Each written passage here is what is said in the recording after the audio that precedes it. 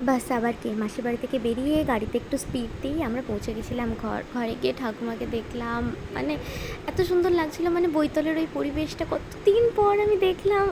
8-9 মাস পরে বাড়িতে পৌঁছে মানে হ্যাঁ, এটা সত্যি কথা, বাড়ির প্রত্যেকটা কোণ ভীষণ ধুলো হয়ে আছে, মানে ওখানে পা ফেলা যাচ্ছে না। কিন্তু তবুও মানে ওই ধুলোতেই মনে হচ্ছে না আমি লেপ্টে থাকি, মানে আমাকে এত সুন্দর লাগছিল ঘর। মানে আমি বোঝাতে পারছি না অ্যাকচুয়ালি, মানে এত ভালো লাগছিল। মানে ওখানে গিয়ে কত স্মৃতি, লাইক 8-9 মাস পরেও মনে হচ্ছে এই তো কালকে ছিলাম না হয়তো বাড়িটার মধ্যে, মানে এরকম ধরনের একটা লাগছে, মানে আমি বোঝাতে পারছি না। তো এটা হচ্ছে আমার একটা ছোটো ভাই, মানে আমার একটা কাকুর ছেলে, খুবই কিউট। আমি ওকে অনেক দিন পরে দেখলাম। আর এই তো দেখতেই পাচ্ছ, মানে আমাদের বাড়ির এখন অবস্থা, এখন ঘরের মধ্যে সমস্ত কেউ থাকে না, সেই জন্য হচ্ছে সব কিছু বাসনপত্র ঢাকা দেওয়া থাকে, বাইক ওই ভেতরে রাখা আছে।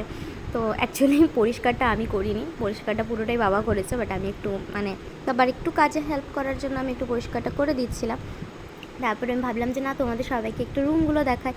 তো এটা হচ্ছে আমার দাদা আর বৌদির রুম। তো সেটাও মানে ডেকোরেটেড নয়, বিকজ আমরা কেউ থাকি না সেই হিসাবে আর করি না। আর এটা আমার রুমে জানালা, আমার রুমে জানালা থেকে অনেক সুন্দর গাছ দেখতে পাওয়া যায়। আর এই আমার রুমের অবস্থা, মানে সব জিনিসপত্র ড্যাম করা আছে, ওগুলো আমার মানে আগেকার সময়কার স্মৃতি, যখন আমি ভ্লগ করতাম।